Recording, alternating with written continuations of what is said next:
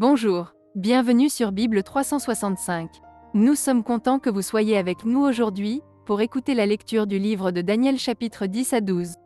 Si vous êtes nouveau, s'il vous plaît abonnez-vous à la chaîne, aimez et partagez-la pour encourager quelqu'un d'autre à écouter la Bible cette année. Bonne écoute. Daniel, chapitre 10. La 3e année de Cyrus, roi de Perse, une parole fut révélée à Daniel, qu'on nommait Beltchatsar. Cette parole, qui est véritable, annonce une grande calamité. Il fut attentif à cette parole, et il eut l'intelligence de la vision. En ce temps-là, moi, Daniel, je fus 3 semaines dans le deuil. Je ne mangeai aucun mets délicat. Il n'entra ni viande ni vin dans ma bouche, et je ne moignis point jusqu'à ce que les 3 semaines fussent accomplies. Le 24e jour du 1er mois, j'étais au bord du grand fleuve qui est Hiddekel. Je levai les yeux, je regardai, et voici, il y avait un homme vêtu de lin, et ayant sur les reins une ceinture d'or d'Uphaz. Son corps était comme de chrysolite, son visage brillait comme l'éclair. Ses yeux étaient comme des flammes de feu, ses bras et ses pieds ressemblaient à de l'airain poli, et le son de sa voix était comme le bruit d'une multitude. Moi, Daniel, je vis seul la vision, et les hommes qui étaient avec moi ne la virent point, mais ils furent saisis d'une grande frayeur, et ils prirent la fuite pour se cacher. Je restai seul, et je vis cette grande vision. Les forces me manquèrent, mon visage changea de couleur et fut décomposé, et je perdis toute vigueur. J'entendis le son de ses paroles. Et comme j'entendais le son de ses paroles, je tombai frappé d'étourdissement, la face contre terre. Et voici, une main me toucha, et secoua mes genoux et mes mains. Puis il me dit, « Daniel, homme bien-aimé, sois attentif aux paroles que je vais te dire, et tiens-toi debout à la place où tu es, car je suis maintenant envoyé vers toi. » Lorsqu'il m'eut ainsi parlé, je me tins debout en tremblant. Il me dit, « Daniel, ne crains rien, car dès le 1er jour où tu as eu à cœur de comprendre et de t'humilier devant ton Dieu, tes paroles ont été entendues, et c'est à cause de tes paroles que je viens. Le chef du royaume de Perse m'a résisté 21 jours, mais voici, Michaël, l'un des principaux chefs, est venu à mon secours, et je suis demeuré là auprès des rois de Perse. Je viens maintenant pour te faire connaître ce qui doit arriver à ton peuple dans la suite des temps, car la vision concerne encore ces temps-là. » Tandis qu'il m'adressait ces paroles, je dirigeais mes regards vers la terre, et je gardais le silence. Et voici, quelqu'un qui avait l'apparence des fils de l'homme toucha mes lèvres. J'ouvris la bouche, je parlais, et je dis à celui qui se tenait devant moi, « Mon Seigneur, la vision m'a rempli d'effroi, et j'ai perdu toute vigueur. Comment le serviteur de mon Seigneur pourrait-il parler à mon Seigneur? Maintenant les forces me manquent, et je n'ai plus de souffle. » Alors celui qui avait l'apparence d'un homme me toucha de nouveau, et me fortifia. Puis il me dit, « Ne crains rien, homme bien-aimé, que la paix soit avec toi. Courage, courage. » Et comme il me parlait, je repris des forces, et je dis, « Que mon Seigneur parle, car tu m'as fortifié. » Il me dit, « Sais-tu pourquoi je suis venu vers toi? Maintenant je m'en retourne pour combattre le chef de la Perse. Et quand je partirai, voici, le chef de Javan viendra. Mais je veux te faire connaître ce qui est écrit dans le livre de la vérité. Personne ne m'aide contre cela, excepté Michaël, votre chef. » Daniel, chapitre 11. Et moi, la 1re année de Darius, le Mède, j'étais auprès de lui pour l'aider et le soutenir. Maintenant, je vais te faire connaître la vérité. Voici, il y aura encore 3 rois en Perse. Le 4e amassera plus de richesses que tous les autres. Et quand il sera puissant par ses richesses, il soulèvera tout contre le royaume de Javan.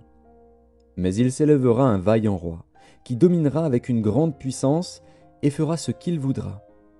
Et lorsqu'il se sera élevé, son royaume se brisera et sera divisé vers les 4 vents des cieux. Il n'appartiendra pas à ses descendants, et il ne sera pas aussi puissant qu'il l'était, car il sera déchiré, et il passera à d'autres qu'à eux. Le roi du Midi deviendra fort, mais un de ses chefs sera plus fort que lui et dominera. Sa domination sera puissante. Au bout de quelques années, ils s'allieront, et la fille du roi du Midi viendra vers le roi du Septentrion pour rétablir la concorde. Mais elle ne conservera pas la force de son bras, et il ne résistera pas, ni lui, ni son bras. Elle sera livrée avec ceux qui l'auront amenée, avec son père et avec celui qui aura été son soutien dans ce temps-là. Un rejeton de ses racines s'élèvera à sa place. Il viendra à l'armée, il entrera dans les forteresses du roi du Septentrion, il en disposera à son gré, et il se rendra puissant. Il enlèvera même et transportera en Égypte leurs dieux et leurs images de fonte, et leurs objets précieux d'argent et d'or. Puis il restera quelques années éloigné du roi du Septentrion. Et celui-ci marchera contre le royaume du roi du Midi, et reviendra dans son pays. Ses fils se mettront en campagne et rassembleront une multitude nombreuse de troupes. L'un d'eux s'avancera, se répandra comme un torrent, débordera, puis reviendra. Et ils pousseront les hostilités jusqu'à la forteresse du roi du Midi. Le roi du Midi s'irritera, il sortira et attaquera le roi du Septentrion. Il soulèvera une grande multitude, et les troupes du roi du Septentrion seront livrées entre ses mains. Cette multitude sera fière, et le cœur du roi s'enflera. Il fera tomber des milliers, mais il ne triomphera pas. Car le roi du Septentrion reviendra et rassemblera une multitude plus nombreuse que la première. Au bout de quelque temps, de quelques années, il se mettra en marche avec une grande armée et de grandes richesses. En ce temps-là, plusieurs s'élèveront contre le roi du Midi, et des hommes violents parmi ton peuple se révolteront pour accomplir la vision, et ils succomberont. Le roi du Septentrion s'avancera, il élèvera des terrasses et s'emparera des villes fortes. Les troupes du Midi et l'élite du roi ne résisteront pas, elles manqueront de force pour résister. Celui qui marchera contre lui fera ce qu'il voudra, et personne ne lui résistera. Il s'arrêtera dans le plus beau des pays, exterminant ce qui tombera sous sa main. Il se proposera d'arriver avec toutes les forces de son royaume et de conclure la paix avec le roi du Midi. Il lui donnera sa fille pour femme, dans l'intention d'amener sa ruine. Mais cela n'aura pas lieu et ne lui réussira pas. Il tournera ses vues du côté des îles et il en prendra plusieurs. Mais un chef mettra fin à l'opprobre qu'il voulait lui attirer et le fera retomber sur lui. Il se dirigera ensuite vers les forteresses de son pays, et il chancellera, il tombera, et on ne le trouvera plus. Celui qui le remplacera fera venir un exacteur dans la plus belle partie du royaume, mais en quelques jours il sera brisé, et ce ne sera ni par la colère ni par la guerre. Un homme méprisé prendra sa place, sans être revêtu de la dignité royale. Il paraîtra au milieu de la paix, et s'emparera du royaume par l'intrigue. Les troupes qui se répandront comme un torrent seront submergées devant lui et anéanties, de même qu'un chef de l'alliance. Après qu'on se sera joint à lui, il usera de tromperie. Il se mettra en marche, et il aura le dessus avec peu de monde. Il entrera, au sein de la paix, dans les lieux les plus fertiles de la province. Il fera ce que n'avaient pas fait ses pères, ni les pères de ses pères. Il distribuera le butin, les dépouilles et les richesses. Il formera des projets contre les forteresses, et cela pendant un certain temps. À la tête d'une grande armée, il emploiera sa force et son ardeur contre le roi du Midi. Et le roi du Midi s'engagera dans la guerre avec une armée nombreuse et très puissante. Mais il ne résistera pas, car on méditera contre lui de mauvais desseins. Ceux qui mangeront des mets de sa table causeront sa perte. Ses troupes se répandront comme un torrent, et les morts tomberont en grand nombre. Les deux rois chercheront en leur cœur à faire le mal, et à la même table ils parleront avec fausseté. Mais cela ne réussira pas, car la fin n'arrivera qu'au temps marqué. Il retournera dans son pays avec de grandes richesses. Il sera dans son cœur hostile à l'Alliance sainte. Il agira contre elle, puis retournera dans son pays. À une époque fixée, il marchera de nouveau contre le Midi. Mais cette dernière fois, les choses ne se passeront pas comme précédemment. Des navires de Kittim s'avanceront contre lui. Découragé, il rebroussera. Puis, furieux contre l'Alliance sainte, il ne restera pas inactif. À son retour, il portera ses regards sur ceux qui auront abandonné l'Alliance sainte. Des troupes se présenteront sur son ordre. Elles profaneront le sanctuaire, la forteresse, elles feront cesser le sacrifice perpétuel et dresseront l'abomination du dévastateur. Il séduira par des flatteries les traîtres de l'alliance. Mais ceux du peuple qui connaîtront leur Dieu agiront avec fermeté, et les plus sages parmi eux donneront instruction à la multitude. Il en est qui succomberont pour un temps à l'épée et à la flamme, à la captivité et au pillage.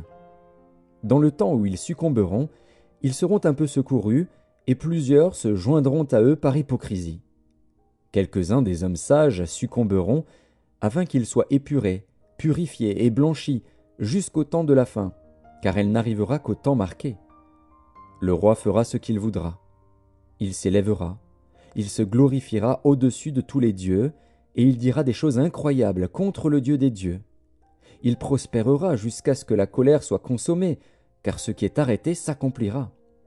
Il n'aura égard ni au Dieu de ses pères, ni à la divinité qui fait les délices des femmes. Il n'aura égard à aucun Dieu, car il se glorifiera au-dessus de tous. Toutefois, il honorera le Dieu des forteresses sur son piédestal.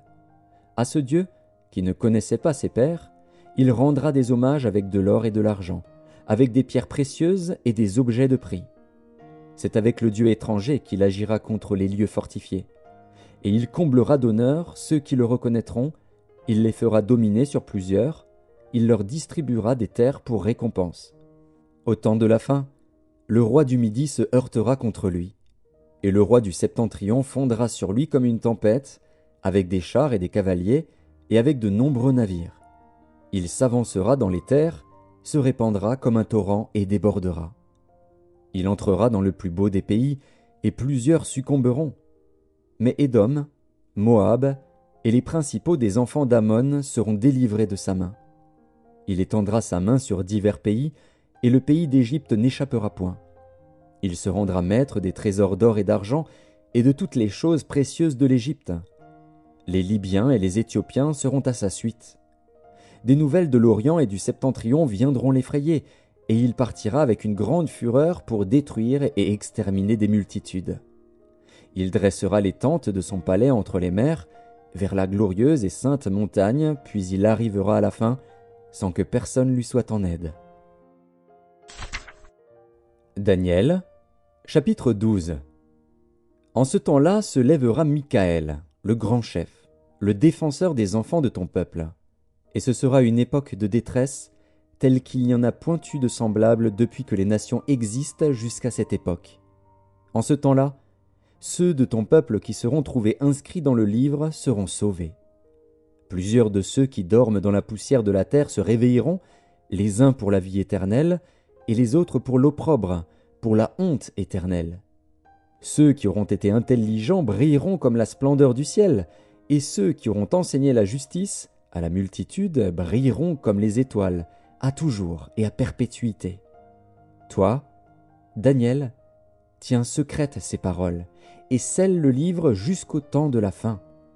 Plusieurs alors le liront, et la connaissance augmentera. Et moi, Daniel, je regardais, et voici, deux autres hommes se tenaient debout, l'un en deçà du bord du fleuve, et l'autre au-delà du bord du fleuve. L'un d'eux dit à l'homme vêtu de lin, qui se tenait au-dessus des eaux du fleuve, « Quand sera la fin de ces prodiges ?» Et j'entendis l'homme vêtu de lin, qui se tenait au-dessus des eaux du fleuve. Il leva vers les cieux sa main droite et sa main gauche, et il jura par celui qui vit éternellement que ce sera dans un temps, des temps, et la moitié d'un temps, et que toutes ces choses finiront quand la force du peuple saint sera entièrement brisée. J'entendis, mais je ne compris pas, et je dis, « Mon Seigneur, quelle sera l'issue de ces choses ?»